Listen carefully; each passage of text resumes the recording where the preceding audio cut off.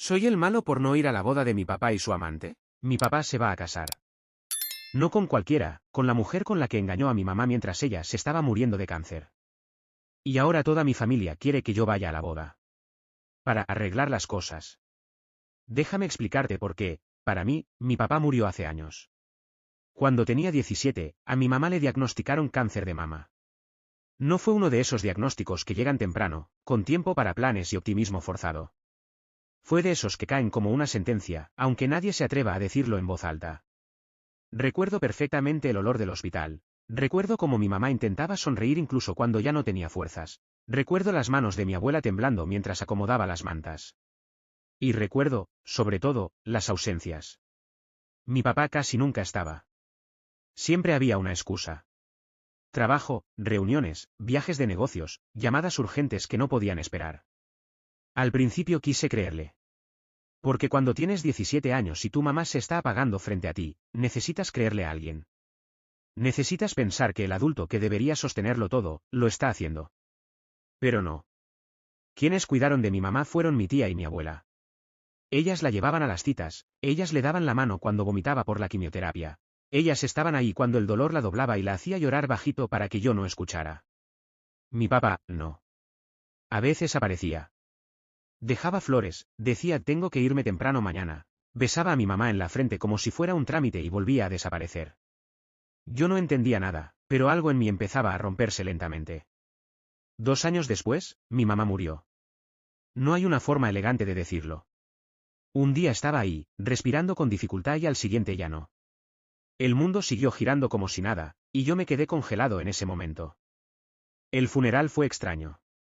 Gente que no veía desde hacía años, palabras vacías, promesas de si necesitas algo, llámame, que nunca se cumplieron. Mi papá lloró. O al menos eso parecía. Yo lo miraba sin saber qué sentir.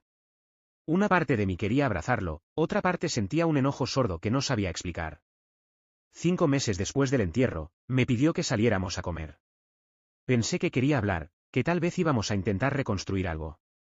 Qué ingenuo fui. En medio del restaurante, con una sonrisa que no le había visto en años, me dijo que quería que conociera a alguien. Que era importante para él. Y entonces apareció ella.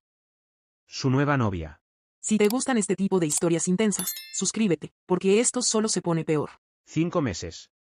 5 meses después de que mi mamá fuera enterrada bajo tierra fría, él ya estaba presentándome a otra mujer como si nada. Sentí como la sangre me subía a la cabeza. No recuerdo exactamente qué dije, solo recuerdo gritar. Le pregunté cómo podía ser tan rápido. Cómo podía reemplazarla así. Cómo podía sentarse frente a mí y fingir que todo estaba bien.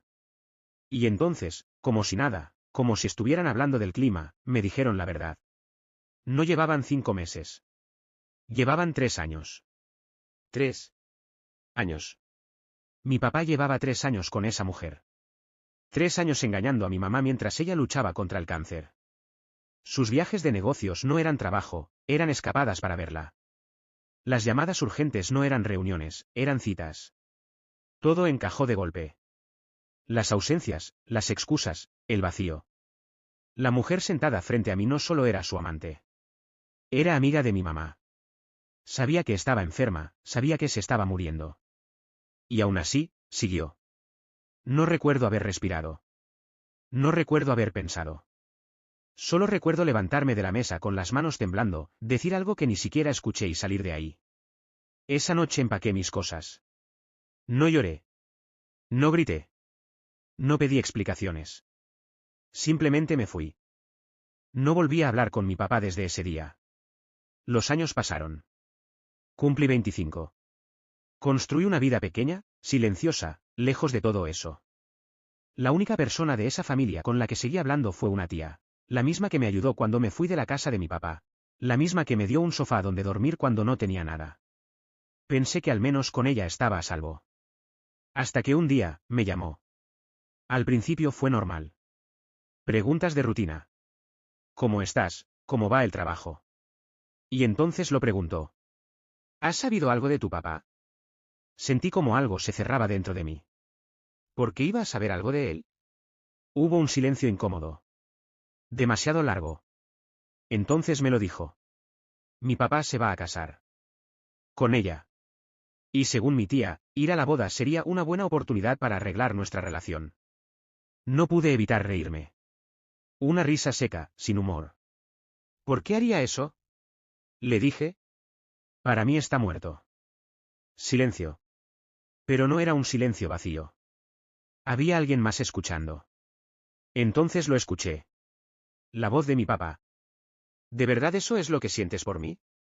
Colgué. Sin responder. Sin despedirme. Como él había hecho durante años. Después me di cuenta de lo obvio, mi tía había hecho la llamada con el presente. Sin avisarme. Sin respetar el único límite que le había puesto. Le escribí un mensaje diciéndole que le había pedido explícitamente que no le dijera nada sobre mí. Al inicio estuvo de acuerdo, pero horas después, me escribió otra cosa. Que había sido cruel, que a mi papá le dolió mucho escuchar eso, que ya debería haber superado la situación. No discutí. La bloqueé.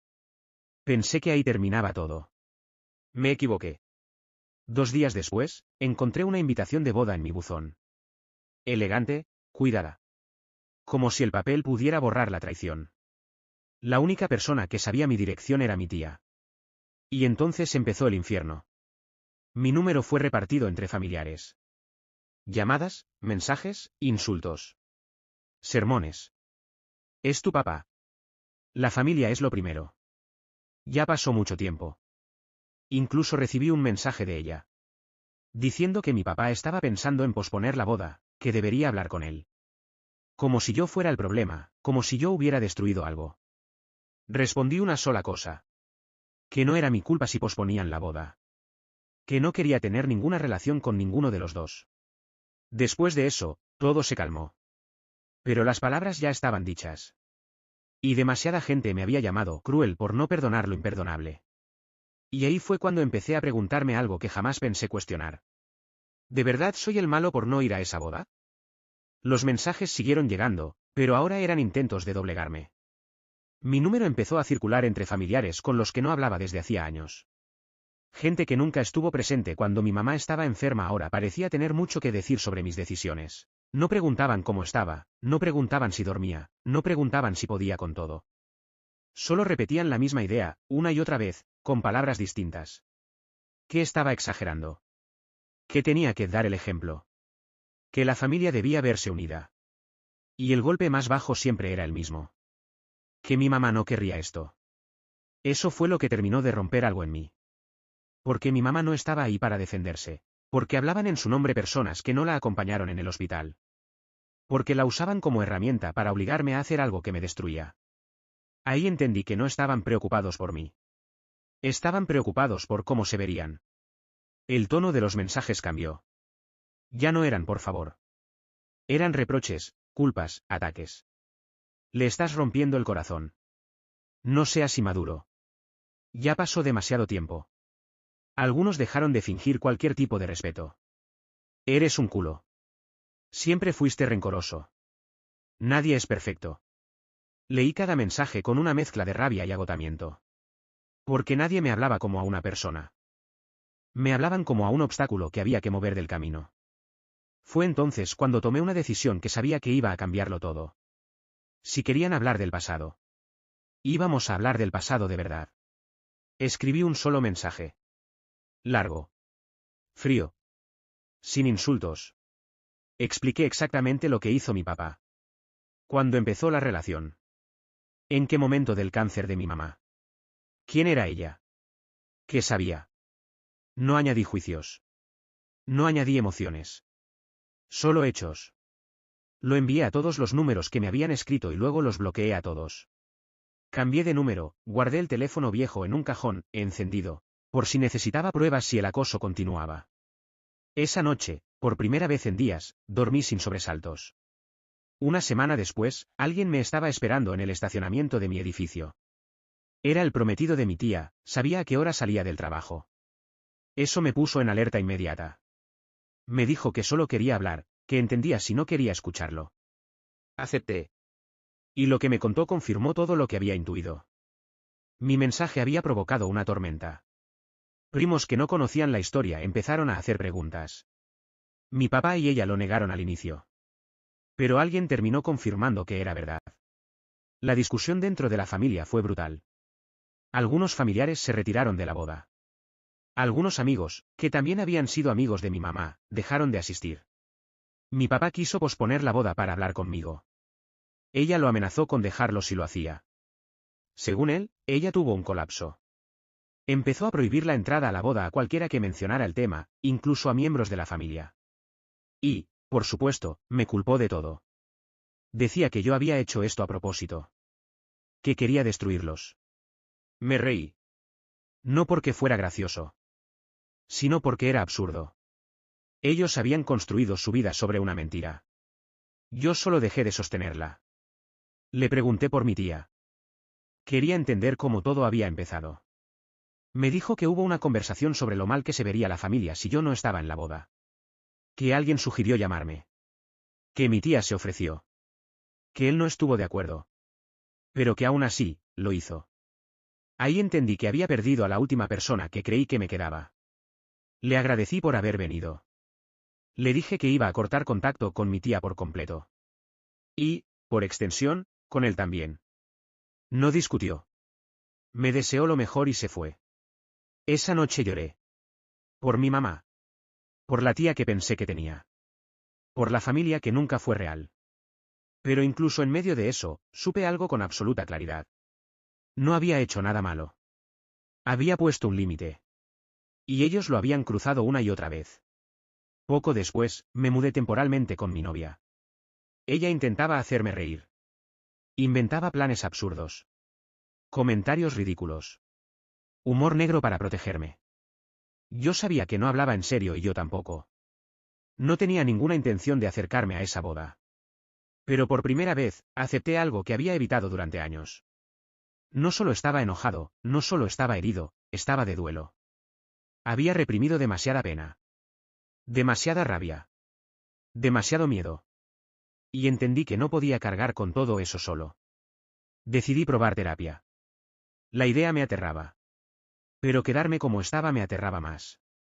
Empecé terapia sin saber exactamente qué decir. No llegué con un discurso preparado. No llegué con una lista de traumas ordenados. Llegué cansado. Cansado de reaccionar, cansado de aguantar. Cansado de sentir que cualquier cosa pequeña podía desbordarme sin previo aviso. Las primeras sesiones fueron incómodas. No porque el terapeuta fuera malo. Sino porque yo no sabía cómo hablar de mí sin justificarme. Cada vez que decía algo, sentía la necesidad de aclarar que no estaba exagerando. Que tenía razones. Que no estaba loco. Ahí fue cuando me di cuenta de algo inquietante. Había pasado años defendiéndome, incluso cuando nadie me estaba atacando. Las emociones no llegaron de golpe. Llegaron desordenadas. Un día estaba bien, al siguiente, lloraba sin saber por qué. A veces era enojo. A veces miedo. A veces una tristeza tan pesada que me dejaba inmóvil. Empecé a tener pensamientos que nunca había tenido antes. Pensamientos que me asustaban. La idea de que, de alguna forma, yo podía terminar convirtiéndome en mi papá. No en lo que hizo. Sino en lo que fue. Distante. Emocionalmente ausente. Incapaz de estar presente para la gente que amaba. Ese pensamiento se me clavó en la cabeza como una espina. Mía, mi novia, lo notó antes que yo. Intentaba acompañarme. Me preguntaba cómo estaba. Me daba espacio cuando lo necesitaba. Pero por más apoyo que me ofrecía, yo no estaba realmente ahí. Habíamos hablado muchas veces sobre el futuro. Matrimonio. Hijos. Planes. Y cada vez que lo hacíamos, algo dentro de mí se cerraba. No porque no la quisiera. La quería profundamente. Sino porque sabía que no estaba en condiciones de prometer nada. Y prometer algo así sin estar listo me parecía una forma distinta de traicionar. Un día, después de una sesión particularmente dura, entendí lo inevitable. No podía seguir avanzando como si nada mientras yo estaba desarmándome por dentro. Hablé con Mía. No fue una conversación impulsiva. Fue lenta. Honesta. Llena de silencios incómodos.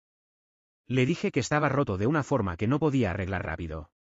Que tenía miedo de arrastrarla conmigo. Que ella merecía estabilidad, no alguien que apenas podía sostenerse a sí mismo. Lloramos. Mucho. No hubo gritos. No hubo reproches.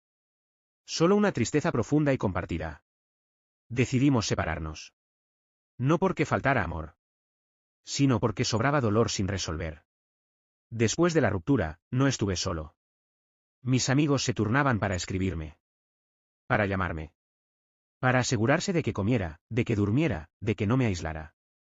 No intentaban arreglarme. Solo estaban ahí. Eso fue más sanador de lo que cualquier frase motivacional hubiera sido. Unos meses después, surgió una oportunidad inesperada en el trabajo. La empresa me ofreció trasladarme a la oficina central, en otra ciudad. Un cambio grande. Un reinicio. Lo hablé en terapia. No como una huida, sino como una posibilidad de construir algo nuevo en un entorno distinto. Después de pensarlo mucho, acepté. La mudanza fue agotadora. Mi mejor amigo usó casi todas sus vacaciones para ayudarme. Empacar. Cargar cajas. Armar muebles. No tenía obligación alguna de hacerlo. Y aún así estuvo ahí todos los días. Ese gesto me sostuvo más de lo que él imagina. Instalarme en la nueva ciudad fue extraño. Todo era nuevo. Las calles. La rutina. La gente. La nueva oficina resultó ser un alivio inesperado. Compañeros amables. Un ambiente menos tenso. Un lugar donde nadie conocía mi historia. Por primera vez en mucho tiempo, no era el del problema familiar. Solo era yo. Continué con terapia. Ahora de forma más constante. Más profunda. También empecé consejería de duelo en persona. Eso me daba miedo. Tenía la sensación de que, por el tiempo transcurrido, no me tomarían en serio. Que me dirían que ya era hora de superarlo. Pasó lo contrario. Me encontré con personas que entendían el tipo de pérdida que no se cierra sola. Que no sigue un calendario. Que se queda en el cuerpo. Hacer amigos ahí fue inesperado, pero necesario. No estoy arreglado. No me desperté un día sintiéndome completo. No hubo una revelación mágica. Pero estoy mejor. Más consciente. Más presente.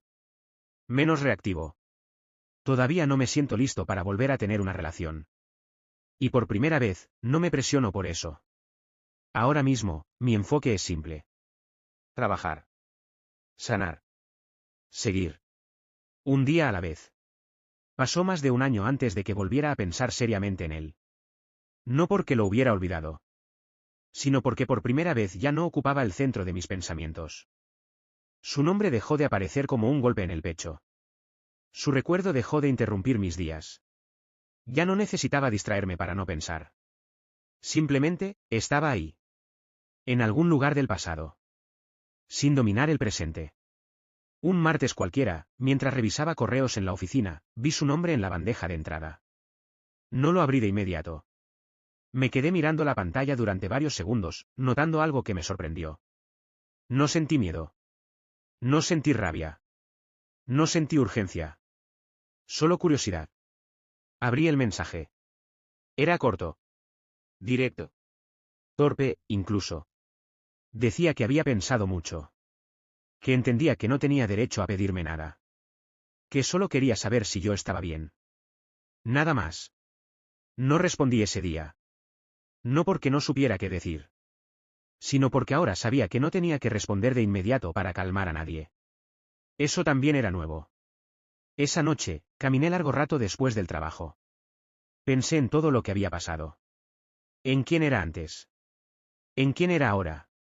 Y me hice una pregunta que nunca me había permitido formular con honestidad. ¿Qué necesitaba yo? No que era correcto. No que se esperaba de mí. No que haría quedar mejor a nadie.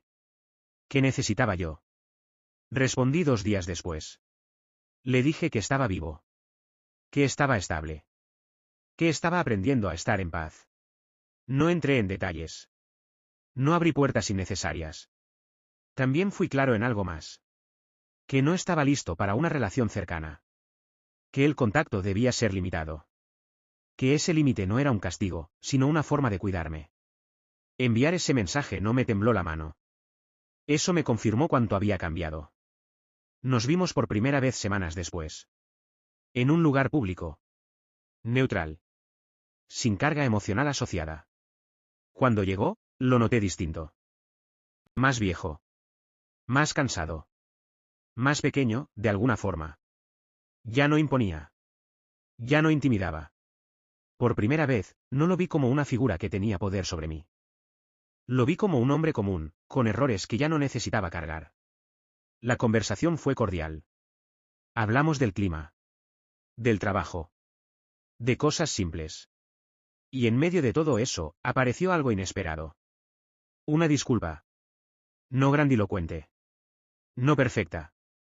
Pero real. Reconoció ausencias. Errores. Silencios. No intentó justificarse.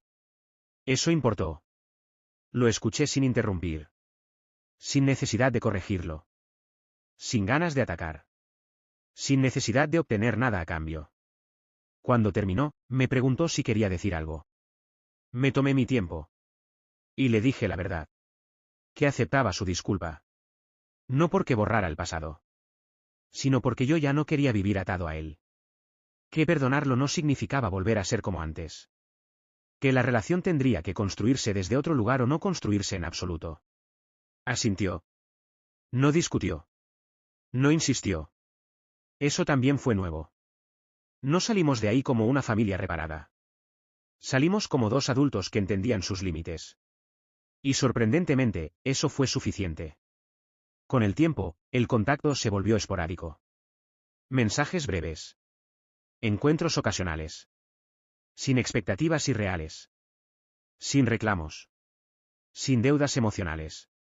No siempre es fácil. A veces aparecen recuerdos incómodos. A veces surgen silencios largos. Pero ahora sé algo que antes no sabía. No todo tiene que resolverse por completo para poder seguir adelante.